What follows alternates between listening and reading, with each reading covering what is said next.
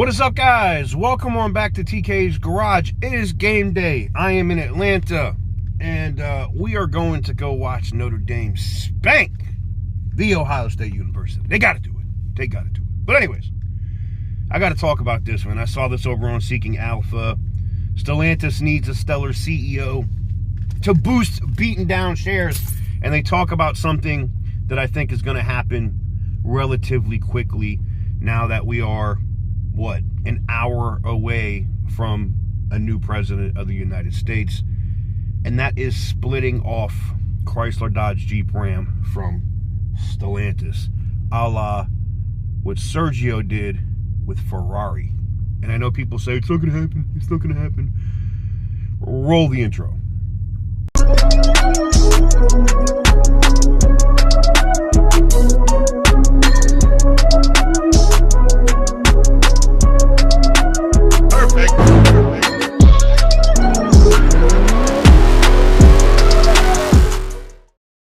So what is up, guys? Welcome on back to TK's Garage. I'm going to put this up here on the screen for you, the article. But let me give you the summary that they put up here.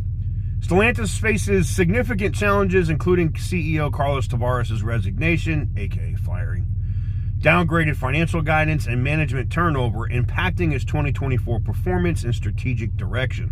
The company struggles with bloated vehicle inventories, insufficient pricing support, and unmet promises to the United Auto Workers Union, reflecting in deeper operational issues. Despite a low P/E ratio and high dividend yield, Stellantis' complex bland-ass brand portfolio and leadership instability warrant a hold rating until a CEO is found. Potential investors should be cautioned, given Stellantis' history of mergers, strategy missteps, and competition from global automotive Chinese BEV manufacturers. Now, you can go through the whole article. I found one part that was interesting. They talked about too much product, right? They talked about, basically they kind of roasted Stellantis. They said Stellantis is a dog's breakfast of automakers. Chrysler, Fiat, Peugeot, Opel, and others. 14 brands in all, which struggled as independents, are now stitched together via various deals and mergers in a much larger global enterprise. Once more, a business school theory is being tested, namely that economies of scale and capitalized synergies can turn subpar players into a powerhouse. Basically, what they're saying there is a bunch of those brands are garbage. Just saying. And here they go. This is not my words, this is theirs. But a collection of weak and mediocre automakers requires, at minimum, a conductor of considerable talent. Elkin and the committee are searching for such a leader. The goal is to find someone by mid-2025. In fact, I think it happens at the end of Q1. I don't even think it gets to mid-2025. And I still think it's got to be Tim Kuniskis. Even the European reporters know that Stellantis is nothing but a house of mid-grade food stamp bad brands. Outside of Chrysler, Dodge, Jeep, Ram, and maybe Fiat. It's crazy, right? Now, Peugeot, I already know the French is going to be, Peugeot sucks. Peugeot sucks. They talk about Sergio here, and this is where it's important. This is the part of the article that I thought was important, because they really talk about a split. And I think it's very interesting, and it's why they are not recommending people to buy the stock right now. Sergio remembered, Fiat Chrysler, a predecessor to Stellantis and itself an agglomeration of brands, was fortunate to be led deftly by the brainy, talented, and hard-driving Sergio Marchionne. Dressed in his signature dark sweater, he kept long hours, eschewed the trappings of office, chain-smoked, and demanded performance from his top executives. He was an open skeptic of battery-powered cars. Man, urging the public not to buy the company's electric Fiat because he quipped each one sold increased the company's losses. Damn. Among his underappreciated achievements was the spinoff of Ferrari. Now, for a lot of you guys that don't know, the board of directors at Stellantis looks identical to the board of directors at Ferrari. They split Ferrari off from Chrysler, Dodge, Jeep, Ram, Fiat, or, FCA, because they wanted it to be its own thing. It was split off as RACE, RACE on the stock market, as a public company. $1,000 invested in the IPO for Ferrari in 2015 is now worth about $10,000 today. A 10x. Wow. Today, Ferrari's market capitalization is more than twice that of Stellantis. Jeez. Ferrari's biggest shareholder, with 36% share of the company, is Exor NV, an investment holding company for Italy's wealthy Angeli family, which founded Fiat. Exor's CEO is none other than Elkann, the chairman of Stellantis. 48-year-old scion of the Angelis hired Marcione to run the struggling Fiat empire. Fiat in 2009 bought Chrysler out of bankruptcy following the global financial crisis. Now, why this is important, and we're going to talk a little bit about Tim Kuniskis here quick, and then we'll talk about why this is important.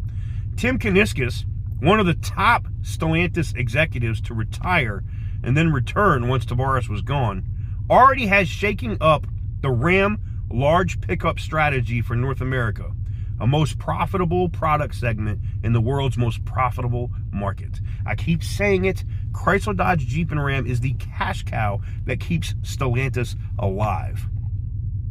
Kuniskis, a 32-year Chrysler veteran, scrapped the plan. Scrapped. Did you read that? What did I report the other day? Scrapped. I told you that they weren't going to keep this truck. I told you that this wasn't merely a delay, that they were going to cancel this crap.